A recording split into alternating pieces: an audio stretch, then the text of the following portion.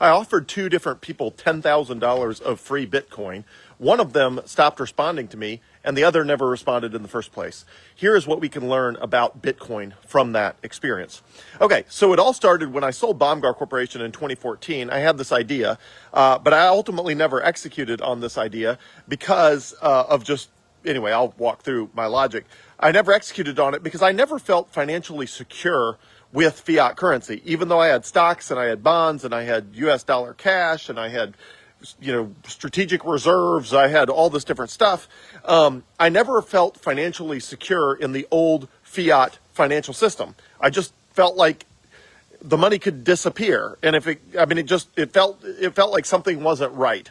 So fast forward, ultimately, from 2014 to 2024, and Bitcoin in late 2024 crossed $100,000 for the first time. And at that point, I revisited this idea I had had 10 years before that I was like, I actually do feel financial freedom with Bitcoin. I feel financially secure with Bitcoin in a way I never did with fiat currency. And I was like, I'm going to revisit this idea. Okay, so here was the idea. The idea, I was like, look, some people think, humanity, is lost and we have all these issues, and, in many ways we do. But there are times when people do nice things for other people for which there is no incentive whatsoever for what they did. And so I had this idea. I was like, okay, I'm going to think back through. First of all, there's thousands of people that have done nice things for me, mentored me, coached me, helped me on my career, helped me in my personal life. Just a million things. So I have thousands of people, many thousands of people to be thankful for. But for this specifically, I was like, okay, I'm going to think up a couple of scenarios of people I can remember in my life that did something nice for me, went out of their way to do something nice for me, that met a bunch of criteria. And here was some of the criteria. There was way more criteria, but here's just some of the criteria. So one, there had to be nothing in it for them whatsoever, meaning no incentive whatsoever to do something nice for me. Some of the criteria meant that they could not work for a church or a school or any organization where being nice to people was part of the job, or being nice to me was part of the job. They had to be older than I was. The circumstances had to take place before I started Baumgar Corporation. Basically, when I was a nobody, they were older than I was. There was no incentive whatsoever for them to be nice to me. I didn't work for them. They didn't work for me. They didn't work for a church. They didn't work for a school. They were not a family member. They were not a family friend. They knew me, but had no reason to ever believe that they would know me in the future, and where they had no reason to believe whatsoever that they would ever, that I would ever be in a position to be able to be beneficial in any way to them. So I had a bunch more criteria, but it resulted in narrowing, many thousands of people down to two. There was two specific scenarios I could think of in my life where I'm like, okay, this is a time somebody went out of their way to do something nice for me with no incentive whatsoever. I can't think of an incentive. I've run the scenarios through every conceivable filter to make sure that there's no possible scenario that they would have benefited from this or whatever. And it was really sort of the thought process is, if you could zoom in on a point in humanity and make a case that many times humans are good deep down inside. Now, we're fallen, we're sinful creatures, original sin, total depravity, all of that. But there are times you can zoom in and people do nice things for other people when there's no incentive. Now, again, I'm not talking about like a customer relationship. Yeah, you walk in, you order a coffee in a coffee shop, they're nice to you. But you're a customer. You walk down the street, people open doors for each other. I'm not talking about that. I'm talking about somebody who really went out of their way to do something nice for me with no incentive whatsoever. Okay, so I was able to think of two scenarios that passed the sort of the filter of a gazillion things that had to pass to eliminate any possibility that there was anything in it for them, or that they were doing, going out of their way to do something nice for me. It eliminated family, friends, it eliminated acquaintances, it eliminated anybody that was likely to still know me a year or two later. Because again, if you know somebody, or if you expect to still know them or run in the same circles, presumably there's some incentive for people to be nice to each other, I guess. But anyway, I thought of two scenarios. So I went, and again, it had to be somebody that I hadn't seen for at least 25 or 30 years. It had to be somebody for multiple decades that I had no communication with whatsoever, that didn't live in Mississippi anymore, There was a bunch of criteria. There was like a gazillion criteria. But anyway, I thought of two situations. And so I reached out to these individuals. One of them, I was able to find a cell phone number online that I verified was accurate. And the other, I found an active Facebook profile that they were clearly checking regularly and updating. So in the first case with the cell phone number, initially I texted them and called and left a voicemail just to verify that it was still them. They responded. They were like, "Oh yeah, I remember you. Like that was like 30 years ago. Like, how are you doing?" and all that sort of stuff. And, so it was great. And it was, and I was like, "Oh yeah." And I was like, "Okay, well, I'm going to send you a video, with an idea, I wanted to run by you." So anyway, I recorded them a short video that explained, what I was doing, and I was offering them $10,000 of free Bitcoin. And as a thank you for just being a nice human being, I don't know if they're nice human beings in general, but they were then at that time, but hadn't seen them in 30 years. So I have no idea now, but I was like, this is what I'm doing. And in the video, just so they knew it was not a scam and it was not AI generated, I described the situation of how we knew each other and the situation and all of that. And I included enough detail that there's no possible way anyone other than me and them would have remembered that time or that incident. And I included, in the video, landmarks so that it's not AI generated, because I'm like, here's where I am. You can see, where I am behind me. Like this is, et cetera, et cetera. So just as authentic as you could possibly be, zero chance that they would think it was an AI fake or a deep fake or, a scam. Like I just eliminated all those possibilities. And I even told them, I was like, I'll send you $10,000 of free Bitcoin. If you're not into Bitcoin, that's fine. Find someone you trust. Tell them to help you set up either a Coinbase account or a River account, but get someone you trust. Not me. I'm not telling you to do anything. I'm saying go to someone you trust, and all I need is your Bitcoin public address, so I can just send you. It's like an email address. I can just send it to you. And I was like, the person you trust will tell you that there's nothing scammy about giving someone your Bitcoin public address. That's just how you receive Bitcoin. It's not how you send it. It's just how you receive it. Send me that. I'll send you $10,000 of free Bitcoin. So as soon as I uploaded that video, the person stopped responding to me. Like we had been having a whole text conversation, but as soon as I uploaded the video, they stopped responding. I followed up. I called. I left a voicemail. I sent a few over the next month or two. I sent a few follow-up text messages, and nothing. Like they just completely went dark. And then the other individual, who was very active on Facebook in general, never responded. I mean, my messages were going through on Facebook. They appeared to be getting them. They were active on Facebook, but for whatever reason, they never engaged at all. They just never responded at all. And after a couple Facebook messages, I uploaded a video unique to them. So I did two separate videos for the two separate people, and uploaded that and posted it. And they, again, no response. So ultimately, I was not planning to tell like my kids about this, or I was certainly not planning to do a video about it, because I expected to be successful. If I had successfully given away $10,000 of free Bitcoin to two different people, or even one of them, I would not be doing a video about it. That would be super tacky. So the only reason I'm doing a video about it is because I failed. Like I failed to give them free Bitcoin because they went dark on me. So I brought this up. I decided after this had failed, I had failed to successfully give away free Bitcoin to these two individuals, even with a recorded video, even with an explanation, all this sort of stuff. I brought it up at a family dinner and asked my kids what they thought. And it was interesting because the boys and the girls were completely split.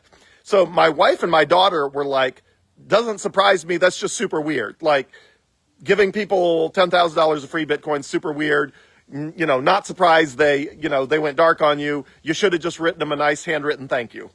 And I was like, yeah, but a handwritten thank you, that didn't cost anything. Like what? That's like 5 minutes of my time. Like, no, I was like, I thought it would be way more meaningful to give $10,000 of free Bitcoin. That's what I thought. And I mean, that's a lot of Bitcoin for me. I don't have a ton of Bitcoin, because I've spent a ton of my financial assets trying to make the world a better way in a million different ways. So I can afford to give away $10,000 of free Bitcoin, but that's like a meaningful amount of Bitcoin. I don't have an unlimited amount of Bitcoin.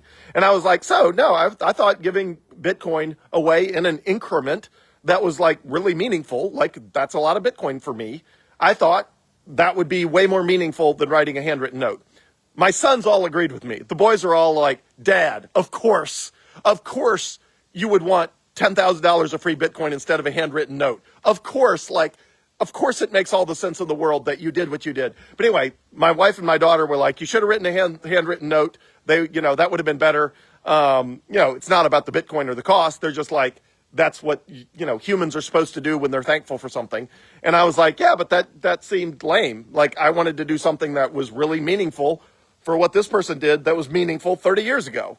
But anyway, so the boys all thought that giving people free Bitcoin was way more meaningful than a handwritten note. And the girls, which is my wife and daughter, all thought that a handwritten note was a lot more meaningful than somebody randomly showing up offering someone free Bitcoin. So what can we learn from this entire experience? One, I think in both cases, they saw the offer of free Bitcoin and thought, it's a scam. Like, why do I want Bitcoin? I just don't want to figure it out what it is. There's probably something weird or wonky. And even though I had, put a video with a detailed description of what I was doing and what to do. One second.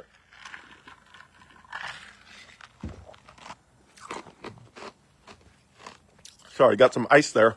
But I think the response was, this sounds scammy and I just don't want to be part of it. I'm just going to pass. They never told me they were passing. They just went dark. So I think what that tells us is we are very early in the adoption of Bitcoin. Most people, if you reached out and offered 10,000 US dollars, they would say yes, right? Because the US dollar is a known thing.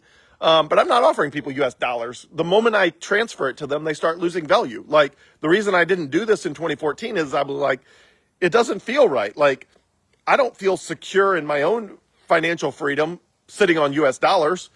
And if I give $10,000 away to somebody, they're just going to start deteriorating the moment I give it to someone else, which is why I didn't do it 10 years ago. Now, if I had been into Bitcoin in 2014, I would have. But I didn't. And I don't know, back in 2014, it would have probably been like 10 Bitcoin or something instead of like 0.1 Bitcoin. But anyway, so I think what we can learn is Bitcoin offers a sense of financial freedom and real financial freedom in a way that fiat currency and the current financial system doesn't. It did for me, again, because I didn't do this in 2014 when I could have. Technically, in fiat terms, my net worth was higher back then. I had just sold the company. I had not spent a ton of money on politics and public policy and numerous efforts to make the world a better place and all that sort of stuff. So just from a strict Dave Ramsey perspective, I could afford to do this more in 2014 than I can now because I've spent a huge amount of my financial resources trying to make the world a better place in a million different ways. But I didn't do it back in 2014 because, again, I didn't feel financially secure in the fiat economy world. And I felt like, okay, you give the money away and it just starts losing value as soon as you give it. Like, it just didn't have the same effect. Versus now it feels like, yeah, if I give somebody Bitcoin, it costs me something, but I feel financially secure in the Bitcoin I still have. And I'm giving them a gift that keeps on giving instead of a gift that starts deteriorating like rotten bananas the moment they receive it and starts immediately losing value. So I think that's the first thing we can learn is that Bitcoin gives a sense of financial freedom when you own it yourself, and it gives a sense of gift that keeps on giving when you give it away or when you spend it or when you use it to make your life better in some way. Second thing, I think we are early. That's what we can learn. We are early in this journey of Bitcoin. We are so early that you can offer people $10,000 of free Bitcoin and they just stop responding because they're like, nah, I don't want to participate in that, whatever it is. Because that's how early we are, that people don't think it's a thing. Or I don't know. If Elon Musk, who's way more successful than I will ever be, if somebody that's wealthier than I am randomly reached out to me and offered me $10,000 of anything, I would say, yeah, I'll take it. Like, thanks. Like, that's great. Why not? But I think it's early. I think people don't take Bitcoin seriously, and therefore you can offer $10,000 of free Bitcoin and I guess they just pass. Also, I think a third thing we can learn, in addition to financial security, financial freedom, the gift that keeps on giving, and the fact that we're just early, I think another way that we know that we're early is people don't realize you can convert Bitcoin into anything. You can convert Bitcoin into any currency anywhere in the world. If you want to convert $10,000 of free Bitcoin into US dollars, you can. It's like instantaneous on River or Coinbase or anywhere else. Kraken on Gemini. Anywhere. Any of the major services, all, government sanctioned and approved in the United States. They're not scams. They're not FTX offshore stupidity from 2022. There are numerous legit places to convert $10,000 of free Bitcoin to any currency in the world. You can convert it to the Thai baht. You can convert it to euros. You can convert it to the Japanese yen, the Chinese yuan. You can do any of that stuff, like any currency in the world. So I think we are so early that people don't realize this is money. And if you want to convert it into a different kind of money, you can do that anywhere in the world at any time. And anywhere in the world, people will sell you stuff for Bitcoin. Anywhere in the world that you can find somebody that will sell you a car for Bitcoin, that will sell you a meal for Bitcoin. It's money. And I think we're just so early that people don't understand that. And you can offer them $10,000 of free Bitcoin and, they would pass. And I've wondered this before as well. I've wondered, I have never done this, but I've considered it before. So, if you were like tipping at a restaurant, and I've never done this because I don't want to make like waiters and waitresses like uncomfortable. But I have wondered before, if you're tipping at a restaurant and the waiter or waitress and you said, hey, you did a really good job. Would you like $100, this $100 bill as a tip? Or would you like 1% of one Bitcoin?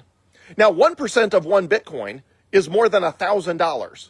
But honestly, I think the vast majority of waiters and waitresses in the world would say between 1% of a Bitcoin and 100 US dollars, I'll take the 100 US dollars.